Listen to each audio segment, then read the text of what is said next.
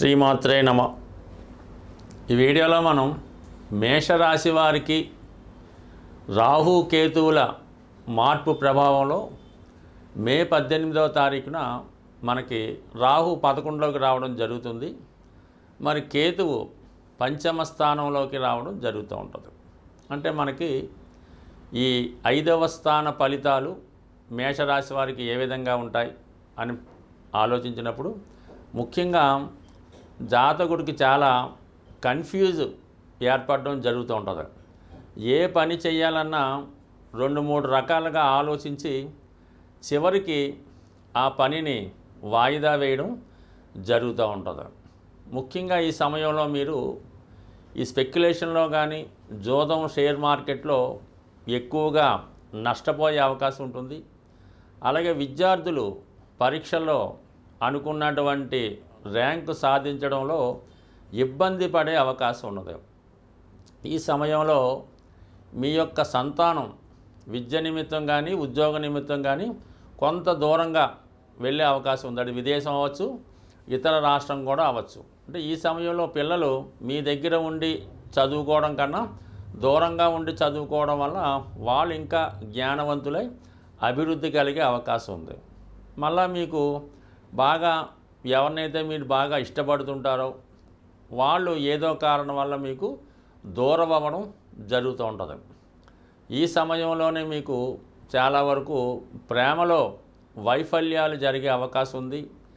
మరి ప్రేమించుకున్నటువంటి ప్రేమికులు ఎడబాటు కూడా వచ్చే అవకాశం ఉన్నది. అంటే వారికి ఏదైనా మంచి జరుగుతుంది. మీరు ఎవరినైతే ఇష్టపడుతున్నారో వాళ్ళకి పెళ్ళి అవ్వడం కానీ ఏదైనా ఉద్యోగం రావడం వల్ల వాళ్ళు దూరం అవ్వడం వల్ల సర్వసాధారణంగా ఈ లవ్ బ్రేకప్ జరుగుతూ ఉంటుంది. అంటే సాధారణంగా ఈ కేతు 5వ స్థానంలో ఉన్నవారు ఎక్కువగా త్యాగానికి సిద్ధపడుతూ ఉంటారు. అందువల్ల ఎంత బాగా ఇష్టపడినప్పుడు కూడా అవతల అమ్మాయికో అబ్బాయికో మంచి అవకాశం వస్తుందంటే కామన్గా వీళ్ళు మరి దాన్ని త్యాగం చేసి ప్రేమించిన వారి యొక్క అభివృద్ధికి వారి యొక్క శ్రేయస్సు కోరుకొని కామ్గా ఉండి మంచి కావాలని కోరుకుంటూ ఉంటారు. అంటే నిజమైన ప్రేమ అన్నది ఈ పంచమ స్థానంలో కేతు ఉన్న వారి మీద ఎక్కువగా ఉండడం జరుగుతూ ఉంటుంది. ఈ సమయంలో ఉన్నత విద్య అభ్యసిస్తున్నవారు విద్యా సంబంధించిన విషయాలు కాకుండా ఇతర విషయాల మీద ఆసక్తి కలగడం జరుగుతూ ఉంటుంది. మీలో ఉన్నటువంటి నైపుణ్యానికి తెలివితేటలకి చాలా వరకు ఈ సమయంలో గుర్తింపు రావడం జరుగుతూ ఉంటుంది. మీరు ఒక సినిమా ఇండస్ట్రీలో ఉన్న, ఒక రచయితగా ఉన్న, ఒక సాఫ్ట్వేర్ రంగంలో ఉన్న మీరు కనిపెట్టినటువంటి కానీ మీరు తయారు చేసినటువంటి ప్రోడక్ట్కి మంచి వాల్యూ రావడం జరుగుతుంది.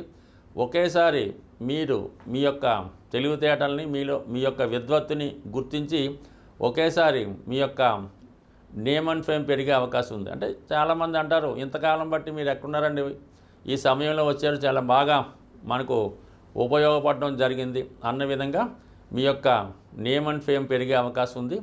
అలాగే మీరు చాలా భవిష్యత్తుని ఊహించే విధంగా ఉంటారు. కాబట్టి మరి మీరు ఒక న్యాయవాదిగా ఉన్నా, ఒక టీచర్గా ఉన్నా, ఒక శాస్త్రజ్ఞుడిగా ఉన్నా, లేదంటే ఒక జ్యోతిష్కుడిగా ఉన్నా మరి భవిష్యత్తును ముందుగా ఊహించి వారి యొక్క కేసులు కానీ విద్యార్థుల్ని మంచి మార్గంలో నడిపించడం కానీ మీరు చెప్పింది కూడా జరిగే విధంగా అవకాశం ఉంది. అలాగే మీరు ఈ సమయంలో మీ ఇష్ట దేవతని కనుక్కొని ఆమెను ఆరాధించడం వల్ల కూడా లాభం కలుగుతుంది. అలాగే మీకు మంచి ఫాలోవర్స్ కానీ శిష్యులు కానీ ఏర్పడడం వల్ల మీరు ఏ రంగంలో ఉన్నప్పుడు కూడా మీ యొక్క శిష్యుల యొక్క అభివృద్ధి లేదంటే మీ సంతానం యొక్క అభివృద్ధి మీకు చాలా ఆనందాన్ని కలిగించే అవకాశం ఉంది. అయితే సంతానం కొరకు ఆశిస్తున్నటువంటి దంపతులు మాత్రం కంపల్సరిగా తగు విధమైనటువంటి జాగ్రత్తలు తీసుకోవాల్సి ఉంటుంది. అంటే ఈ సమయంలో మరి ఎవరైనా స్త్రీలు కన్సీవ్ అయ్యి ఉంటే వారు మరి డెలివరీ అయ్యేంత వరకు సరైనటువంటి వైద్య పర్యవేక్షణలో ఉండడం, లేదంటే ఏదైనా దైవారాధన సుబ్రహ్మణ్య స్వామిని పూజించుకోవడం వల్ల చక్కగా మీకు సత్సంతానం కలిగే అవకాశం ఉంటుంది. కేతుగ్రహం మనకి సంపూర్ణంగా సహకరించాలంటే మరి విఘ్నేశ్వరుడి యొక్క ఆరాధన వల్ల మనకి కేతువు సంతృప్తి చెందడం జరుగుతూ ఉంటుంది.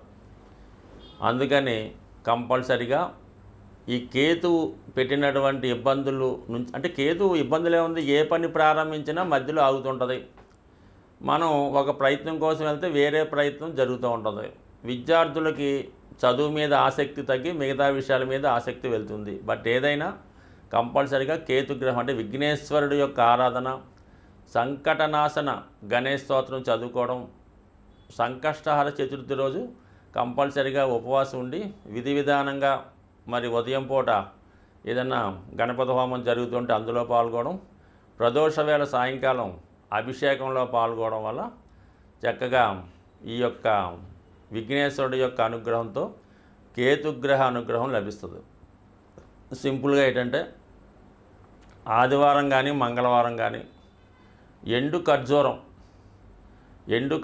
అన్నది ఒక 7 ఎండు ఖర్జూరాలు, అలాగే ఒక చిల్లర నాణం 10 రూపాయలదో 20 రూపాయల నాణ్యం తీసుకొని మరి అలాగే ఒక 7 మంది సాధువులకి అక్కడ, అంటే సాధువులు అంటే మామూలుగా అక్కడ టెంపుల్ దగ్గర ఉన్నటువంటి ఈ కాషాయ రంగు ధరించిన వాళ్ళకి ఒక 7గురికి డొనేట్ చేయడం వల్ల మనకి కేతుగ్రహ అనుగ్రహం లభిస్తుంది.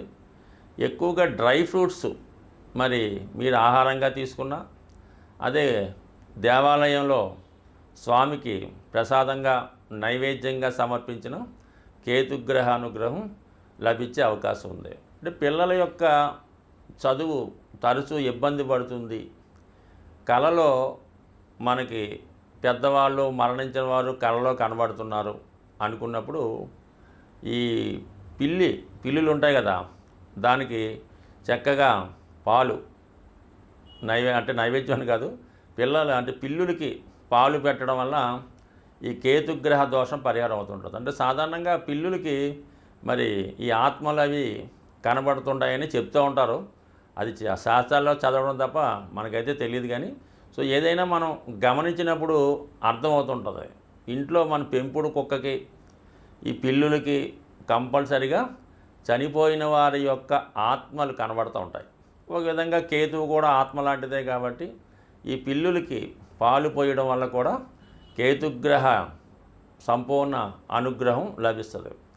ఇంకా మీకు మరీ ఇబ్బందులుగా ఉంది, అసలు పిల్లవాడు ఏం మాట పట్టించుకోవట్లేదు, ఏమీ కుటుంబ విషయాలు ఏమీ పట్టించుకోవడం లేదు, చాలా వైరాగ్యంగా ఉన్నాడు, ఏదో పిచ్చి పట్టినట్టు దెయ్యం పట్టినట్టు తిరుగుతున్నాడు, జుత్తు అంతా పెంచుకున్నాడు, బట్టలు మార్చుకోవటం లేదు, స్నానం చేయడం లేదు అనుకున్న వాడిని ఏదైనా ఒక అంటే ఈ శ్రీశైలం తిరుపతి లాంటిలో కొన్ని ఆశ్రమాలు ఉంటాయి, ఋషుల యొక్క ఆశ్రమాలు అవి ఉంటుంటాయి, అందులో చేర్పించి కొన్నాళ్ళ పాటు అక్కడ సేవ చేసుకునే విధంగా పెట్టడం కానీ, లేదనుకుంటే కొంతగా బాగుంటే మీ దగ్గరలో ఉన్నటువంటి దేవాలయం పొద్దున్నే ఎర్లీ మార్నింగ్ 4 గంటలు లేచి పరిశుభ్రంగా దాన్ని శుభ్రం చేసి వచ్చిన భక్తులకు సేవ చేయడం ద్వారా కూడా కేతుగ్రహ అనుగ్రహం సంపూర్ణంగా లభిస్తుంది.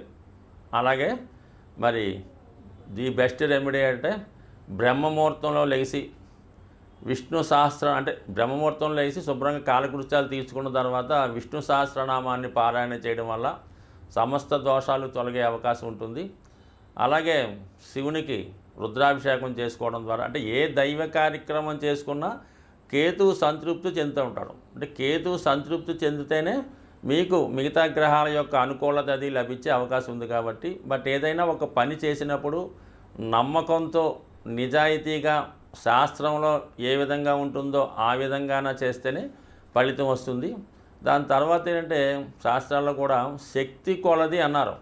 అంటే డబ్బులు లేనివాడు ఏదో ఒక 1/2 లీటర్ ఆవు పాలతో శివుడికి అభిషేకం చేయొచ్చు, కానీ బాగా కోటీశ్వరుడు కూడా అది వర్తించదు.